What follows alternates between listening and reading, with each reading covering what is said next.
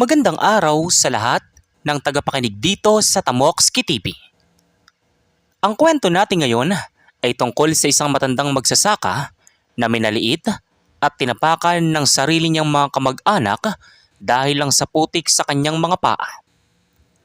Ngunit ano kaya ang mangyayari kapag ang itinuturing nilang pulubi ay siyang mag-aanyaya sa kanila sa isang napakalaking mansyon na hindi man lang nila kayang bilhin kahit magsama-sama pa sila? Isang kwentong may matinding aral, kakaibang twist na hindi nyo maiisip at mga tagpong tsak na magpapakaba at magpapaiyak sa inyo. Kaya naman bago tayo magpatuloy sa ating kwento ay maaari po ba akong makahingi ng isang subscribe at like sa kwentong ito? At sana po ay dumating sa inyo ang napakalaking blessings. Kaya hindi ko na po patatagalin ang ating kwento. Tara po at simulan na po natin. Sa isang liblib, ngunit mayamang lupain sa bayan ng Pila, Laguna, namumuhay ang isang 70 taong gulang na byudo na nagngangalang Lolo Jordan. Wala siyang naging anak sa kanyang yumaong asawa. Kaya naman mag-isa niyang itinataguyod ang kanyang araw-araw na pamumuhay sa pamamagitan ng paggawad ng lakas sa bukid. Kulubot na ang kanyang mga balat. Sunog sa araw at laging may mantsa ng lupa ang kanyang mga kuko. Para sa mga taong hindi siya kilala, siya ay isang ordinaryong matanda na pinaglipasan na ng panahon. Ngunit isang araw, nabulabog ang tahimik na buhay ni Lolo Jordan na makatanggap siya ng tawag mula sa kanyang pamangkin. Nagbabalak ang kanyang mga kamag-anak mula sa Maynila na magdaos ng isang engranding family reunion. Dahil tubong Laguna ang kanilang angkan, naisipan nilang gawin ito sa isang sikat na resort sa bayan kung saan nakatira ang matanda. Sa araw ng reunion, maagang gumising si Lolo Jordan. Isinuot niya ang kanyang pinakamaayos na polo shirt na bagamat kupas na ay malinis at planchado naman, at ang kanyang lumang tsinelas. Bitbit niya ang isang sako ng mga bagong pitas na prutas at sariwang gulay bilang pasalubong. Naglakad siya patungo sa marangyang resort na pinagdausan ng salo-salo. Oh, tingnan niyo kung sinong dumarating. Akala ko ba sa sikat na resort tayo nag-reunion? Bakit may nakapasok na pambansang magsasaka rito? Si Raymond, ang pinakamatandang pamangkin ni Lolo Jordan. Isa itong matagumpay na manager sa isang kumpanya sa Maynila. Subalit kilala sa pagiging mapagmataas at matapobre. Kasama niya ang kanyang asawang si Brenda at ang pinsan nitong si Cynthia, na parehong mahilig sa mga mamahaling hiyas at kasuotan. Naku naman Raymond, hindi mo ba sinabihan ng tito mo na formal ang okasyon na ito? Tingnan mo nga, may dala pang sako. Baka mamaya ay may kasamang uod at lintai ang mga dalang paninda niya. Nakakaya sa mga ibang bisita rito sa resort. Magandang araw sa inyo, Raymond, Brenda.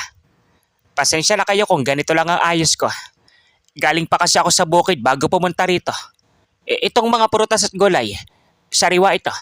Bagong pitas ko para sa inyo. Salamat na lang po Lolo Jordan. Pero sa totoo lang, marami namang pagkain dito sa buffet ng resort. At saka, sino pa bang kumakain ng ganyang klaseng saging ngayon? Baka mapuno lang ng langaw mesa natin. Itabi mo na lang muna yan sa tabi ng basuran sa labas. Masakit para kay Lolo Jordan ang marinig ang mga salitang iyon mula sa sarili niyang dugo at laman. Ang sako ng prutas na binuhat niya sa ilalim ng sikat ng araw ay tila basura lang sa paningin ng kanyang mga kaanak. Gayunpaman, nanatili siyang tahimik at naupo sa isang bakanting silya sa dulo ng mahabang mesa, malayo sa center of attraction kung saan nakaupo ang mga nakabihis mayaman. Habang nagpapatuloy ang salo-salo, walang ginawa ang kanyang mga kamag-anak kundi magambog. Pinag-uusapan nila ang kanilang mga bagong kotse, mga ari-arian at ang mga plano nilang magbakasyon sa ibang bansa. Sa bawat kwentuhan, sadyang pinariringgan at minamaliit nila ang matanda. Siya nga pala, Tito Jordan. Balita ko, hanggang ngayon ay doon ka pa rin nakatira sa lumang kubo mo sa malapit sa sapa. Alam mo, sa panahon ngayon, talagang walang patutunguhan ng pagsasaka. Kung hindi ka ba naman kasi naging matigas ang ulo noon, sana sumama ka na lang sa amin sa lungsod. O ayan, tumanda kang mag-isa. Walang ipon at walang may pagmamalaking ari-arian. Tama ka dyan, Darl. Mahirap talaga kapag ang pananaw sa buhay ay pambukid lang. Ang hirap kaya ng walang aircon. Tapos kapag umuulan, baka bumabaha pa sa loob ng bahay mo, Lolo Jordan. Kung kailangan mo ng mga lumang damit o kaya mga tirang pagkain mamaya, sabihin mo lang, marami kami pwedeng ipamigay sa iyo. Maayos naman ang lagay ko rito sa Laguna, Raymond. Sapat na sa akin ang kung anong ibinibigay ng lupa. Ang mahalaga, hindi ako nagugutom at payapa ang aking isip. Payapa? Payapa nga ang isip. Pero paano naman ang bulsa? Lolo Jordan, maging pamilyar naman tayo sa realidad. Ang tagumpay ay sinusukat sa kung anong meron ka. Tingnan mo si Raymond. May kondo, may SUV. Ikaw, kahit bisikleta yata, wala ka. Nakakalungkot lang isipin na sa pagtanda mo, umaasa ka lang sa kung anong mapipitas mo sa puno. Tumatawa na sabi ni Cynthia. Hindi alam ng kanyang mga kamag-anak na ang bawat salitang binitawan nila ay unti-unting nagbubukas ng isang pinto na matagal nang isinara ni Lolo Jordan. Habang patuloy sila sa pagtawa at pangmaliit sa kanya, ang matanda ay may lihim na tinititigan sa kanyang lumang pitaka. Isang gintong keycard na may nakatatak na logo ng isang napakarangyang subdivision sa hindi kalayuan. Matapos ang ilang oras na pagtitiis sa mga panlalait, tumayo si Lolo Jordan. Tumingin siya ng diretso sa mata ni Raymond, Brenda at Cynthia. Ang kanyang mukha ay walang bakas ng galit, kundi isang misteryosong katahimikan na nagpatahimik din sa buong mesa. Mukhang marami na kayong narating sa buhay at ikinaliligaya ko yan bilang tito ninyo. Dahil tapos na rin naman kayong kumain at nagrereklamo kayo na mainit dito sa open area ng resort. Ano kaya kung lumipat tayo? Nais ko kayong anyayahan sa aking tahanan. Doon natin ituloy ang ating kwentuhan. Ano? Sako bumuti Tito Jordan. Seryoso ka ba? Ayaw ko madumayan ang sapatos ko ng putik. At saka kasya ba kaming lahat doon? Baka gumuha ang bubong mo kapag pumasok kami. Huwag kayong mag-alala, Raymond. Malawak ang aking tirahan at may sapat na espasyo para sa inyong lahat. May aircon din doon kung naiinitan kayo rito. Sumunod na lang kayo sa akin. Malapit lang rito. Sa pila yon. Dahil sa kuryosidad at pagnanais na mas lalo pang asarin at tawanan ang matanda, nagkasundo ang magkakaanak na sumunod. Pumasok sila sa kanilang mga mamahaling kotse habang si Lolo Jordan naman ay sumakay sa isang luma at simpleng tricycle na nag-aabang sa labas ng resort. Habang umaandar ang sasakyan ni Raymond kasunod ng tricycle, hindi nila napapansin na unti-unti silang pumapasok sa pinakamahal at pinaka-eksklusibong bahagi ng bayan ng Pila. Isang lugar kung saan ang mga lupain ay nagkakahalaga ng daang milyong piso, kung saan nakatirik ang mga naglalakihang mansyon ng mga bilyonaryo. Nagsimulang kabahan si Raymond nang makita niyang huminto ang tricycle ni Lolo Jordan sa harap ng isang naglalakihang gate na gawa sa mamahaling bakal na binabantayan ng mga armadong security guard. Ano nga ba ang sikretong itinatago ni Lolo Jordan sa loob ng maraming taon? At ano ang madidiskubre ng kanyang mga mapagmataas na kaanak sa pagpasok nila sa likod ng mga naglalakihang gate na ito? Huminto ang tricycle ni Lolo Jordan sa tapat ng naglalakihang gate. Ang mga simentadong pader na nakapaligid dito ay napakatataas at napapalibutan ng mga modernong security camera at sopistikadong mga ilaw. Sa likod ng sasakyan ni Raymond, sunod-sunod ding huminto ang kotse ng iba pa nilang kamag-anak. Bumaba si Raymond, Brenda at Cynthia na may halong pagtataka at inis sa kanilang mga mukha. Raymond, ano ba itong ginagawa ng tito mo? Bakit tayo dinala rito sa tapat ng tanyag na asyenda na ito? Akala ko ba sa bahay niya tayo pupunta? Baka naman nasiraan na ng bait ang matandang yan at balak tayong ipahuli sa mga gwardya dahil sa trespassing. Oo nga, Raymond. Ang alam ko, ang may-ari ng lupang ito ay isang napakayaman at misteryosong negosyante na hindi nagpapakita sa publiko. Kahit ang mga sikat na politiko dito sa Laguna, nahihirapang makakuha ng appointment sa taong yan. Anong akala ni Lolo Jordan? Makakapag-picnic tayo sa bakuran ng bilyonaryo? Tito Jordan, ano bang kalokohan ito? Kung wala kang maayos na bahay na may papakita sa amin, sabihin mo lang, huwag mo kaming dalhin dito sa tapat ng mansyon ng ibang tao para lang mag-aksaya ng oras. Nakakaya itong ginagawa mo. Hindi sumagot si Lolo Jordan. May naon siyang bumaba sa tricycle at nagbayad sa tsopera. Pagkatapos ay lumingon siya sa kanyang mga kaanak na tila ba hindi naririnig ang kanilang mga pambubulyaw. Lumapit siya sa maliit na scanner sa tabi ng malaking gate at idinikit ang gintong keycard na kanina pa niya tinititigan sa resort. Isang tunog ng otomatikong lock ang narinig. Kasunod ng dahan-dahang pagbuka ng naglalaki ang bakal ng gate. Mula sa loob, dalawang armadong gwardya na naka-uniforme ng pangmarangyang security agency ang mabilis na naglakad patungo sa kanila. Ayun na, sinasabi ko na nga ba, pumasok ka kasi sa hindi mo ari-arian, matanda ka. Humanda ka ngayon sa demanda.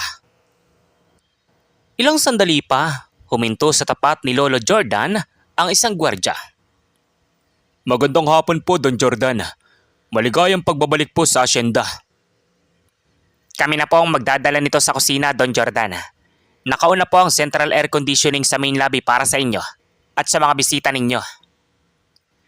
Tila ba naging estatwa si Raymond, Brenda at Cynthia sa kanilang naririnig at nakikita. Ang kanilang mga panga ay halos lumundo sa semento dahil sa labis na pagkagulat. Don Jordan, ang matandang kanina lang ay tinatawag nilang pambansang magsasaka at pinatitira ng mga tirang pagkain ay tinatawag na doon ng mga armadong gwardya. Salamat, magiting na mga 24. Papasokin niyo ang mga sasakyan ng aking mga kamag-anak. Gabayan niyo sila patungo sa garahe ng mansyon. Walang nagawa ang magkakaanak kundi sumunod habang ang kanilang mga puso ay kumakaba sa matinding pagkalito at takot. Habang binabaybay ng kanilang mga sasakyan ang mahaba at simentadong daan patungo sa mismong mansyon. Bumadya sa kanilang paningin ng isang napakalaking istruktura na may modernong arkitektura. May malaking fountain sa harapan, mga mamahaling sports car na nakaparada sa gilid, at isang malawak na hardin na perpektong gupit ang mga damo.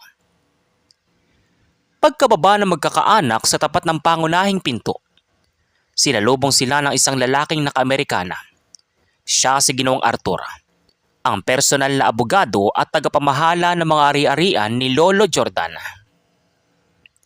Sir Jordan, narito na po ang ulat para sa inyong mga lupain sa buong rehiyon ng Calabarzon. Pati na rin ang dividendo mula sa inyong mga agricultural supply chain sa ibang bansa. Ligtas na pong pumasok ang 200 milyong piso sa inyong account ngayong hapon. Maapo kayo, aking mga mahal na kamag-anak. Maligayang pagdating sa aking munting tahanan. Brenda, naway sapat ang lamig ng aircon dito para hindi ka na mainitan. Cynthia, huwag ka mag-alala. Walang lintao dito sa aking sala. Tito Jordan, ano pong ibig sabihin nito? Paano kang nagkaroon ng ganitong kayaman? Magsasaka ka lang naman, di ba? Ang sabi sa amin ni Papa noon, isang kahig isang tuka ka lang dito sa probinsya. Tama ang iyong ama, Raymond. Magsasaka ako. At hindi ko ikakailayon. Ngunit ang hindi nyo alam, ako ang nagmamay-ari ng pinakamalaking korporasyon ng bigas at mga organikong produkto dito sa Katimugang Luzon. Ang lupang tinatapakan nyo, ang resort na kinainan natin kanina, at maging ang kumpanyang pinagtatrabuhan mo sa Maynila. Raymond, hulaan mo kung sino ang major stockholder doon. Parang binuhusan na malamig na tubig si Raymond. Ang kumpanya kung saan siya nagmamayabang bilang isang manager ay pagmamayari rin pala na matandang kanina lang ay hinamak niya. Napalunok si Brenda at pilit na nag-isip ng paraan kung paano babawiin ang mga masakit na salitang binitawan niya kanina. Naku Tito Jordan, ang totoo po niyan, nagbibiro lang naman kami kanina sa resort. Alam mo naman itong si Raymond, palabiro talaga. Sinusubukan lang namin kung gaano kakatatag. At saka, pamilya tayo diba? Dugo at laman. Sobrang proud nga po namin sa inyo eh. Oo nga po Lolo Jordan. Kaya nga po dinala namin kayo ng mga regalo mula sa Maynila. Kaya lang naiwan sa kotse. Grabe, ang bait nyo talaga. Hindi nyo kami nakalimutan kahit ganito kayong kayaman. Tumingin si Lolo Jordan kay Arthur, ang kanyang abogado, at may ibinigay na hudyat gamit ng kanyang mga mata. Ngumiti si Arthur ng isang makaulugang ngiti na nagpatindig ng balahibo sa magkakaanak. Tila may kakaibang twist na nag-aantay sa kanila sa loob ng mansyong ito. Don Jordan, dahil narito na po ang inyong mga kamag-anak, oras na po ba para basahin ang espesyal na kasunduan na ipinahanda nyo bago pa man ganapin ang reunion na ito?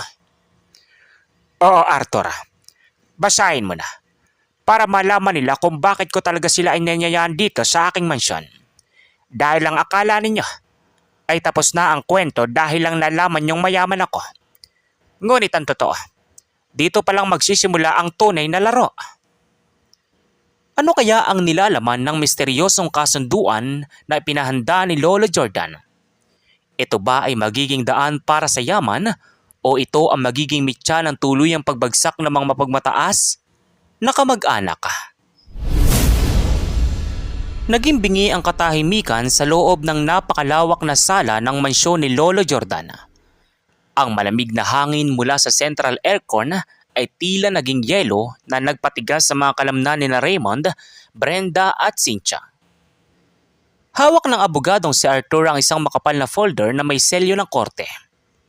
Bawat paglipat niya ng pahina ay parang tunog ng paparating na hatol sa magkakaanak. Tito Jordan, ano pong kasunduan yan? Kung tungkol yan sa tulong pinansyal para sa pamilya natin. Nako, nagpapasalamat na po kami ng maaga. Alam naman po namin na hindi mo matitiis ang sarili mong dugo at laman. Oo nga po Tito Jordan. Sa totoo lang, ang hirap ng buhay sa Maynila ngayon. Kung bibigyan mo kami ng shares dito sa asyenda mo, nako, asahan mong kami mismo ang mag-aalaga sa iyo rito hanggang sa pagtanda mo. Kami na magpapatakbo ng mga negosyo mo para hindi ka na napapagod sa bukid. Masyado kayo mabilis mag-isip, Brenda, Raymond. Sabi ko sa inyo, magsasaka ako. At ang isang magsasaka, bago mag-ani, nagtatanim muna.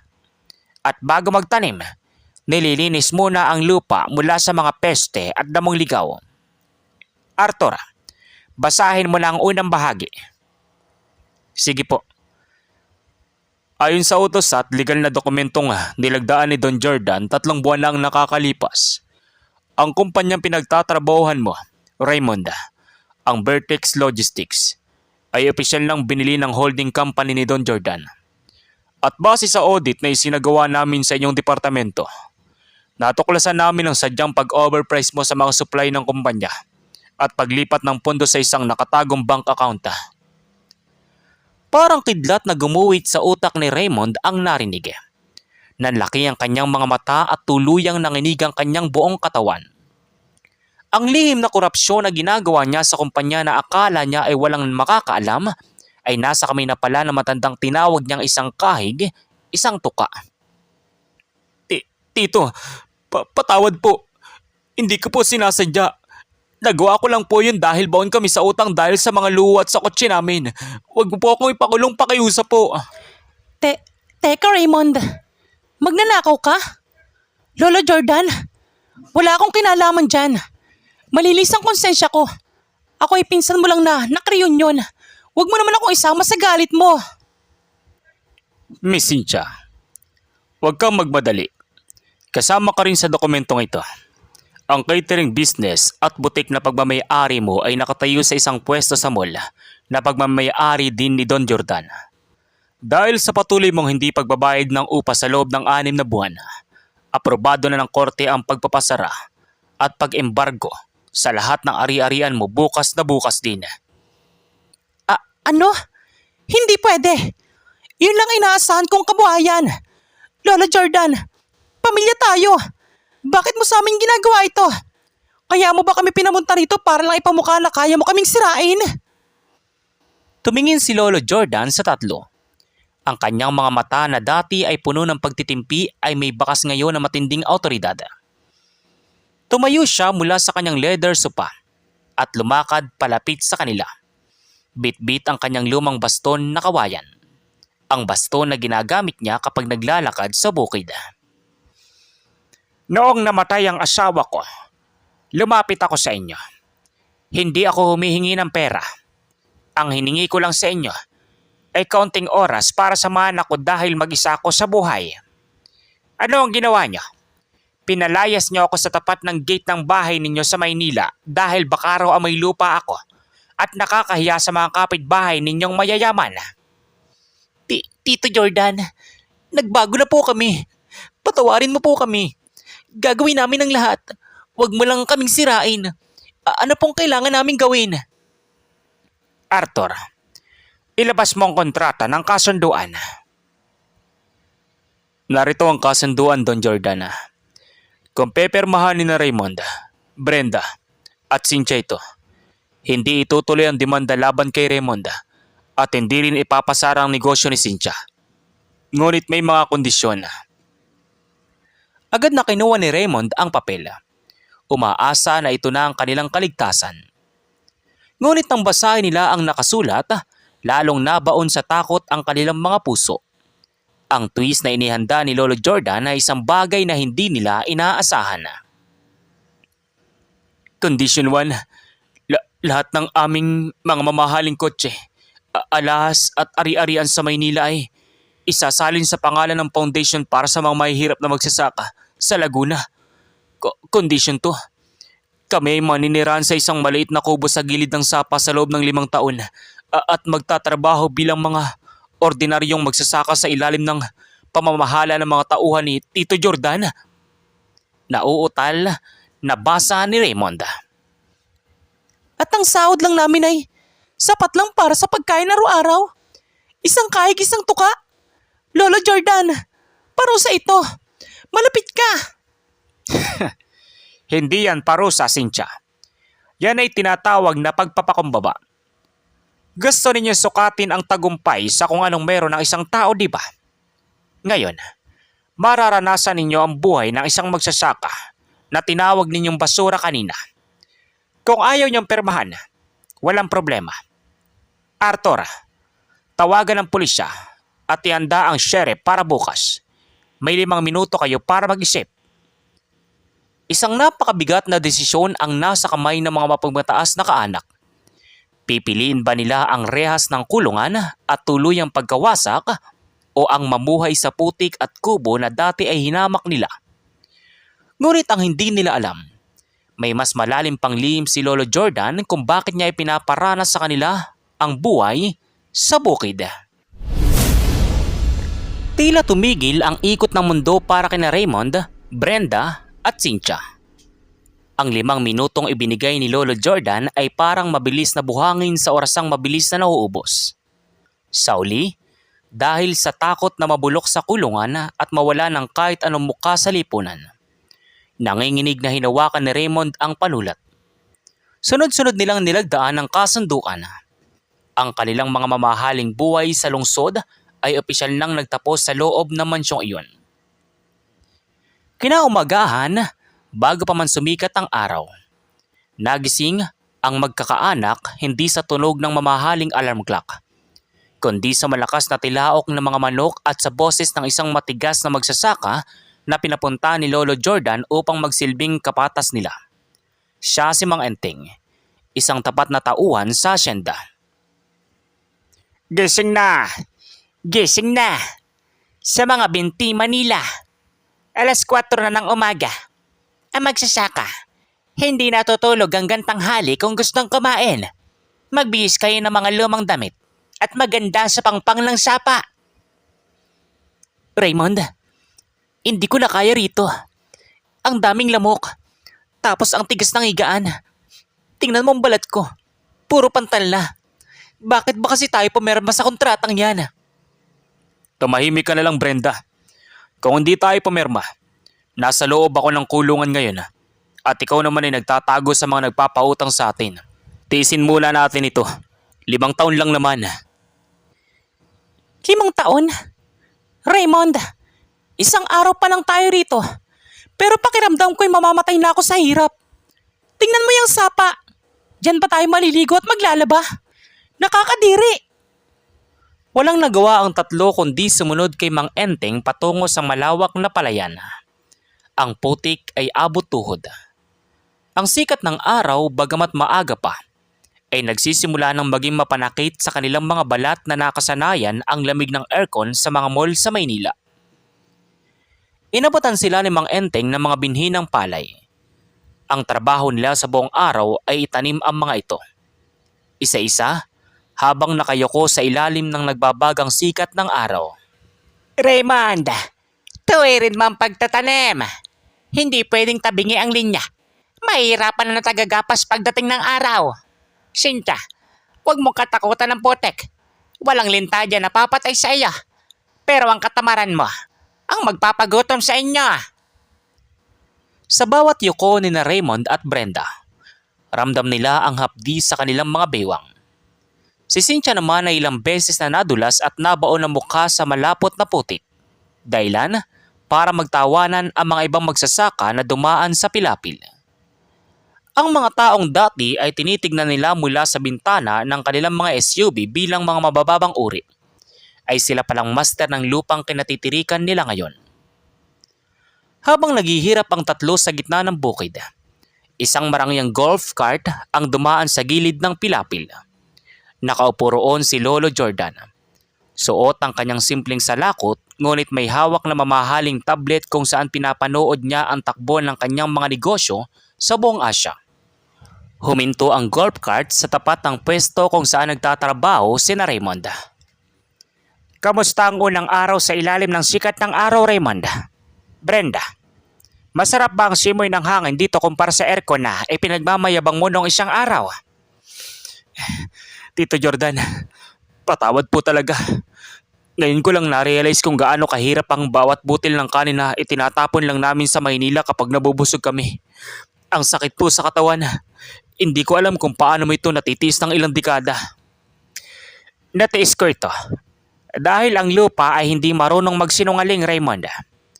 Kung ano ang itinanim mo, yun ang aanihin mo. Nagtanim kayo ng kayabangan. Kaya ngayon, kahihiyan ang inaani ninyo. Ngunit huwag kayong mag-alala. Hindi ko kayo dinala rito para lang pahirapan ang inyong mga katawan. Anong ibig mong sabihin, Lolo Jordan? Kung hindi ito parusa, ano ito? Pinamumukha mo kaming pulubi sa harap ng mga tauhan mo. May mas malaking bagyo na darating sa buhay ninyo na hindi kayang lutasin ng pera o ng mga alahas ninyo. At kung hindi kayo matututong tumayo sa sarili ninyong mga paa dito sa potek, tuluyan kayong lalamunin ng bagyong yon. Arthur, ihanda mo mga dokumento para sa susunod na linggo. Nagpalitan ng tingin ng magkakaanak. Ano ang ibig sabihin ni Lolo Jordan na may mas malaking bagyong darating? May iba pa bang dahilan ang matanda bukod sa pagiganti sa kanyang mga mapang-aping kaanak? Habang papalubog ang araw sa Laguna, ang pagod at misteryo ay lalong binalot ang puso ni na Raymond. Isang gabi, habang nagpapahinga sila sa kubo, narinig nila ang pag-uusap ni Mang Enteng at ng isa pang tauhan sa labas. Isang lihim tungkol sa kalusugan ni Lolo Jordan ang hindi sinasadyang nabunyag. Ano ang lihim na ito tungkol kay Lolo Jordan? At paano nito babaguhin ang tingin ng magkakaanak sa matandang kanilang minaliit? Madilim na ang paligid at tanging liwanag ng buwan ang tumatanglaw sa maliit na kubo sa gilid ng sapa. Nakaupo sa sahig sina Raymond, Brenda at Cynthia, habang tinitiis ang hapdi ng mga paltos sa kanilang mga kamay. Sa loob ng kubo, narinig nila ang mahinang pag-uusap ni Mang Enteng at ng isa pang matandang magsasaka. Enteng, mukhang umihina na si Don Jordan. Nakita ko siya kanina sa opisina. Pabalik-balik ang pag-ubo at tila nahihirapang huminga. Seryoso ba talagang sakit niya sa puso? Sabi ng doktor niya, ilang buwan na lang ang natitira sa kanya. Kaya nga niya pinatira rito ang mga pamangking niya. Gusto niyang bago siya mawala, matuto ang mga yan sa totoong buhay. Walang ibang tagapagmana si Don Jordan kundi sila. Pero kung hindi sila magbabago, mapupunta ang lahat ng yaman niya sa gobyerno at sa foundation. Parang sinaksak ang puso ni Raymond sa narinig. Lumingon siya kay Brenda at Cynthia na kapwa nakatulala at tumutulo ang mga luha. Sa loob ng ilang araw nilang pagtatrabaho sa bukid, akala nila ay parang pagiganti lang ang motibo ni Lolo Jordan. Hindi nila alam na ang matandang tinapakan nila ay may taning na ang buhay. At ginagawa ang lahat ng ito upang ihanda sila sa pamumuno ng kanyang imperyo. Kinaumagahan, hindi na hinintay na magkakaanak ang gising ni Mang Enteng. Kusa silang nagtungo sa bukid at nagtrabaho ng buong sipag. Wala nang mga reklamo, wala na ang pandidiri sa putik. Isang linggong lumipas na puno ng pagpapakumbaba hanggang sa isang hapon ay pinatawag silang muli sa malaking mansyon. Raymond, Brenda, Cynthia, nakikita ko ang inyong pagbabago sa nakaraang mga araw. Sabi ni Enteng, kayo na raw ang nangunguna sa pagtatanim. Nagustuhan ba ninyo ang buhay bukid? Lumapit si Raymond at lumuhod sa harap ni Lolo Jordan. Umiiyak ng pabalos. Tito Jordan, patawarin mo po kami. Nalaman po namin ang tungkol sa inyong kalusugan. Napakawalang kwenta namin mga kamag-anak. Nung mayaman kami sa Maynila, minalit ka namin. Ngayong nalaman namin ikaw ang tunay na mayaman, binigyan mo kami ng leksyon. Hindi para sirain kami, kundi para itama ang mga baliko naming landas. Patawad po, Lolo Jordan. Ang akala ko, ang alas at marangyang damit ang nagbibigay ng halaga sa tao. Pero sa bukid ko po na-realize ko na ang pinakamahalagang tao ay ang mga nagpapakain sa bansa, ang mga magsasakang tulad mo. Hindi na po namin hinahangad ang yaman mo, Lolo Jordan. Ang gusto lang po namin ay samahan ka sa mga natitira mong araw. Kami na po ang mag-aalaga sa iyo. Isang malalim at emosyonal na sandali ang bumalot sa buong sala. Ngumiti si Lolo Jordan at tinawakan ang mga kamay ng kanyang mga pamangkin. Doon ay hinarap niya ang kanyang abogadong si Arthur na may bitbit na namang bagong dokumento. Ang tunay na twist sa kwentong ito, aking mga kamag-anak, ay hindi ang pagiging mayaman ko, kundi ang katotohanan na ang kontratang pinirmahan niyo noong unang araw ay isang pagsubok lamang. Arthur, basahin mo ang huling habilin. Ayon sa uling hiling ni Don Jordan, kapag nagpakita ng tunay na pagsisisi at pagpapakumbaba ang kanyang mga kaanak sa loob ng isang linggo, ang unang kontrata ay mapapawalang bisa. Salip, ibinibili ni Don Jordan ang 50% ng Vertex Logistic at ng Hacienda Jordan kay Raymond at sa kanyang pamilya, sa kondisyon na patuloy nilang itataguyod ang kapakanan ng mga mahihirap na magsasaka sa Laguna. Hindi makapaniwala ang tatlo. Ang yaman na akala nila ay tuluyan ng nawala ay ibinalik sa kanila. Ngunit sa pagkakataong ito, may kasama na itong malinis na puso at tamang pananaw sa buhay. Lumipas ang 6 na buwan. Payapang pumanaw si Lolo Jordan sa loob ng kanyang mansyon na napapaligiran ng pagmamahal ng kanyang mga kaanak na nagbago. Sa araw ng kanyang libing, libu-libong magsasaka sa Laguna ang dumalo upang magbigay pugay sa itinuturing nilang bayani ng bukid. Si Raymond ay naging isang tapat at mabuting pinuno ng kumpanya, habang sina Brenda at Cynthia naman ang namahala sa foundation na nagbibigay ng libreng abono at traktura sa mga magsasaka. Sa tuwing tatanungin sila kung bakit sila nagbago, iisa lang ang kanilang isinasagot. Natutunan namin ang totoong kahulugan ng buhay sa paanan ng isang matandang magsasaka na minaliit namin noon. ngunit nagligtas sa aming kinabukasan. At dito po nagtatapos ang ating napakagandang kwento rito sa Tamokski TV. Isang kwentong nagpapaalala sa atin na ang tunay na kayamanan ay hindi nasusukat sa kinang ng ginto o sa ganda ng sasakyan, kundi sa kababaang loob at pagmamahal sa kapwa. Maraming salamat po sa inyong walang sawang pakikinig, pag-like at pag-subscribe. Sana ay baunin ninyo ang aral ng kwentong ito sa inyong araw-araw na pamumuhay. Hanggang sa susunod na kwento, mag-ingat po tayong lahat at pagpalain kayo ng poong may kapal. So once again, inuulit ko pong muli. Ako po si Tamokski TV. Kita-kita po tayong muli sa mga susunod pa nating maraming mga kwento. Thank you and God bless you all. Peace out.